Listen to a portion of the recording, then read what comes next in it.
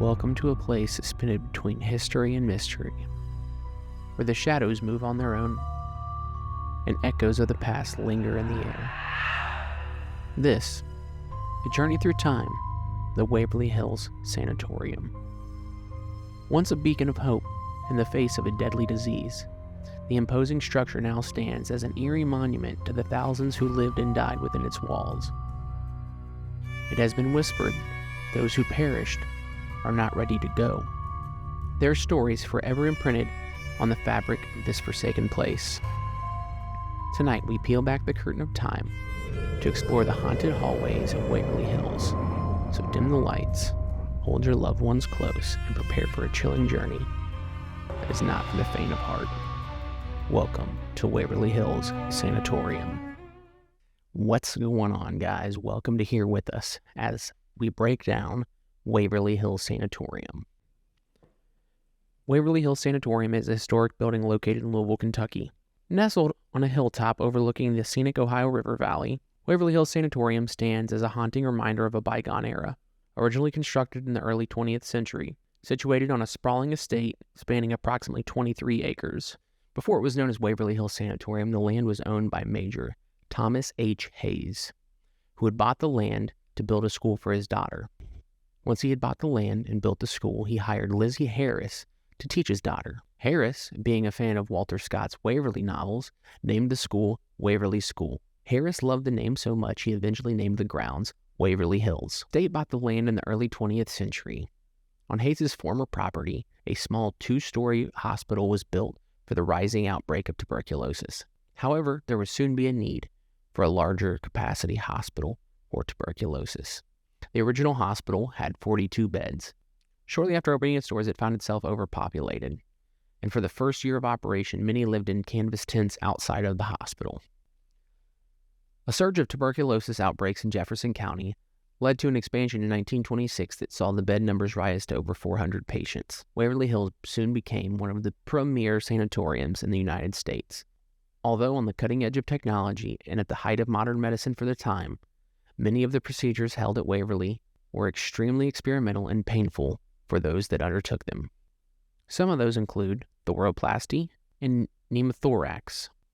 Thoroplasty was a surgical procedure in which several ribs were removed from the chest walls. This was done to collapse the lung and allow it to heal. This was an extremely painful operation with a long recovery period. Pneumothorax involved collapsing an infected lung to give it rest. Air was introduced into the chest cavity to compress the lung and allow it to heal.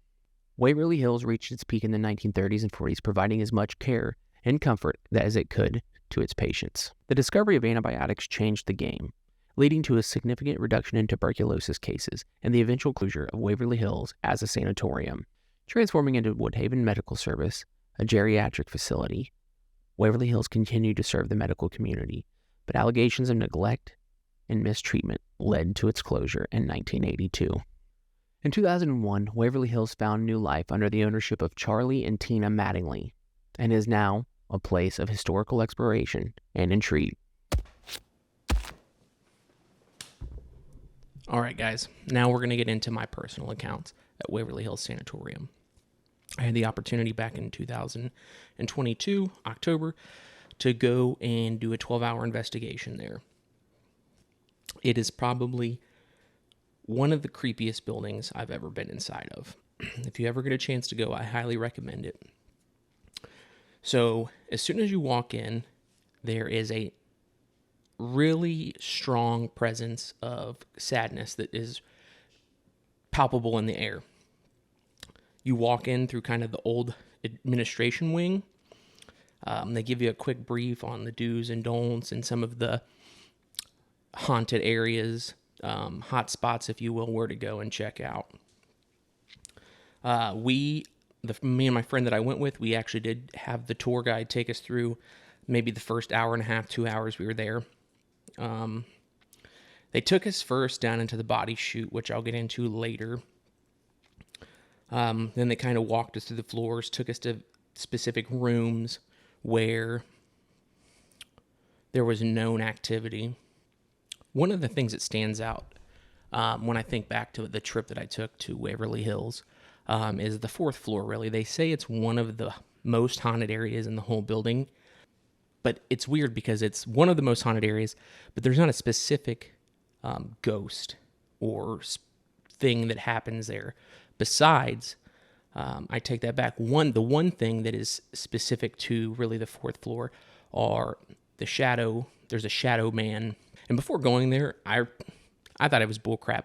To me, I haven't really seen a shadow person, or hadn't seen, I should say, until going there. But I just thought it was something that people were kind of making up or over-exaggerating. So I was on the 4th floor with my friend Christian, who had went there with me. I was doing an EVP session, actually using this right here. And it has a screen on it. And in the complete pitch black, I'm looking at the settings, so my eyes had kind of lost the adjustment to the dark. And he had said he was going to go ahead. So he went ahead. I saw him kind of disappear into the darkness, go up to the head and the left. As I got done kind of saving the audio files, I was like, okay, I'm going to go catch back up with him. My eyes were kind of readjusting. We did the whole thing completely pitch black, no flashlights. There was a doorway that I swear I saw him go into on the left-hand side of the hallway. And there's a door right before it.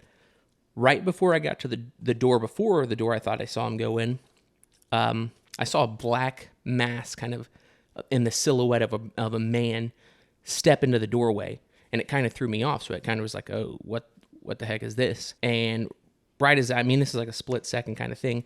Right as it appears in the doorway, the silhouette shape comes straight out of the doorway at me. And I can kind of see that there's this darkness like directly in front of me. There's a very little light coming in, natural light coming in from the outside. And it was, like I said, like a split second thing. And I kind of saw the light from the other side start to shine through again, like it was dissipating. But like I said, it's one of those things that I personally didn't really believe in until I went there. Another thing that I didn't really believe in, I wouldn't say I didn't believe, but I had not experienced myself, was doppelgangers. Once again, it's something I was like, oh, that's kind of weird. I just couldn't fathom it yet. So like I said, I saw my friend go up to the left. I thought he went into this doorway. So by the time I get up there, I said we were in the complete dark. We had flashlights just for safety to make sure we weren't going to fall into anything. I quickly shined my flashlight in the room real quick to see where he was at in there. Well, there was nobody there. And there's a big pool of water on the ground. So I'm like, I know he didn't come in here where this big pool of water was at. And I say, hey, Christian, where you at? He comes from the right side, from another room that was out on the atrium side of the building. And I was like, dude, I literally just saw you walk into this room. And he's like, hey, I didn't walk in there. I came up here, went to the right, and I went all the way down to there's like a little area, like a sitting area out there. He said, I walked out there and checked that area out. I was like, dude, I saw you. And I did. I swear I saw him. I saw he was wearing a red and black shirt. He had a baseball cap on. And it literally legitimately looked like him, which that's one of the many stories that you hear from people that visit Waverly, is that they see the friends that they're there with. There's kind of a folklore legend behind that as well. Apparently, if you ever see your doppelganger, you're supposed to die. Most people that go there do not see their own doppelganger. It's usually the people that are with them that see somebody that looks like them. Once again, those two incidents are both two things that are hard to prove. That's why I say, if you ever get a chance to go, definitely go check it out for yourself. However, there were some things that we did capture there, and I'm going to share them with you now. This picture here, in that room, 502, where you can see a silhouette of a woman hanging from the ceiling in what appears to be a period-correct dress. Another must-do while at Waverly is you have to experience the death tunnel, or as some call it, the body chute.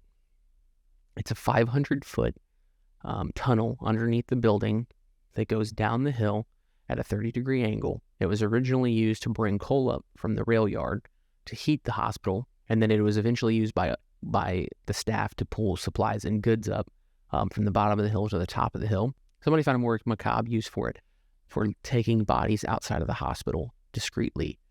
You're told if you take a tour there or talk to any of the staff members that it was to keep morale high. I could only imagine seeing your friend die and then watching them take his body out. So the fact that they had found a way to take some of that out really shows you they were looking to take care of the individuals there. Myself and Christian were sitting in the morgue.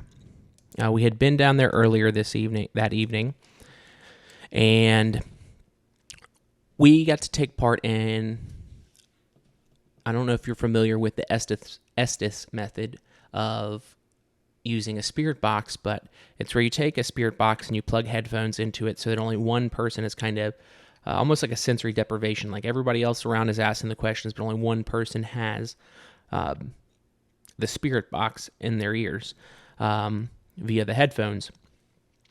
So I actually climbed inside of the rack that they held the bodies in, like the cooler, and I had the spirit box. And we had got some answers that kind of pointed to a ghost or a spirit named Hank. So we decided to go back to the morgue that evening, and I had a spirit box with me. I didn't have headphones, so we actually had the recorder out and we had the spirit box. And if you listen here, can you guys tell us your names? Some of the people that were here earlier. So right there, I had asked if you could tell us your name, if we were communicating with who we had communicated with earlier. And right here, you hear, "You want our names." So play it one more time. So that was something that was kind of creepy, and luckily we were able to capture that EVP on a recorder. But that's one of those things when you're sitting there that kind of startles you. I mean, you can believe what you want about a spirit box. I'm a firm believer in their use. Maybe one day we'll actually do an episode over like equipment and we can go more in depth about the specs of them. But it's basically a device, if you don't know. It's a device that scans through FM and AM radio stations and allows spirits to have the ability to kind of use those frequencies as you're skipping through them to communicate with you. But to ask a question and get a direct response like that, like "You want our name?" Number one, we had thought we were talking to somebody named Hank earlier, and now we have something that's saying, "You want our name." So that's definitely kind of a creepy moment when you're sitting in a dark morgue of an old tuberculosis hospital. So the next clip we have here, we captured in the surgical room, which is located, I can't remember if it's on the 3rd or 4th floor. I'll show a picture of it right here. We had set the recording device down on the surgical table, which is one of the original surgical tables from Waverly. We placed it there on it. It's supposed to be a room that has a lot of activity. Unfortunately for us, we really didn't experience it while we were there. But going back through the audio afterwards, I was able to capture this. So I had decided to play some Bing Crosby just to kind of see, area appropriate music to see if it would kind of, stir up any emotions or entice, not really negatively entice, but kind of get some of the spirits to play along or manifest. So in this clip here, I'll stop it right before it happens and explain what's going on, but here's the clip.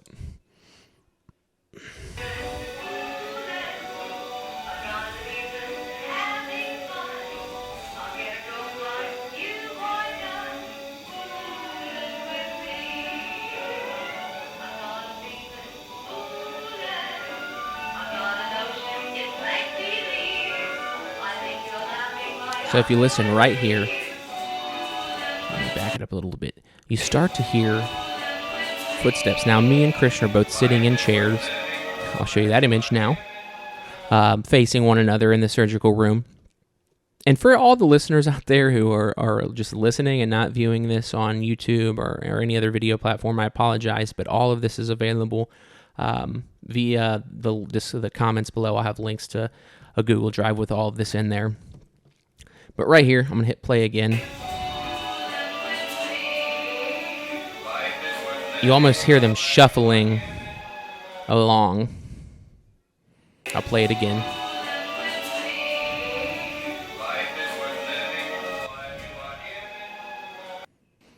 It's almost like they were shuffling to the music. So for me, this is probably one of the, I wouldn't say scariest, but this is one of the most paranormal activity locations I've been in my entire life. The other being Ohio Mansfield Reformatory, which we'll do an episode on that here soon. But like I said before, when you walk in, it's almost palpable, the energy and the kind of paranormal feeling that's there. You can say what you want. I know most people think that all old buildings have that kind of feeling, or old houses, but I don't know. For me, at least, when I walk in somewhere, I don't know. I just feel like I sense it. You kind of can feel that energy in those types of locations. So for me, Waverly Hills Sanatorium is definitely haunted. It lives up to its reputation. I always tell people it is the Mecca, the top of the list of places to visit if you dabble in the paranormal, believe in the paranormal. Like I said, the other two incidents, kind of hard to capture and prove. There are photos out there. You can definitely find those online of the shadow person. I unfortunately did not capture my incident, but hey, that's why I'm here with this, to document it, to explain it. It's out there. And that is our entire purpose of this show, to find out what is here with us. Thanks for watching.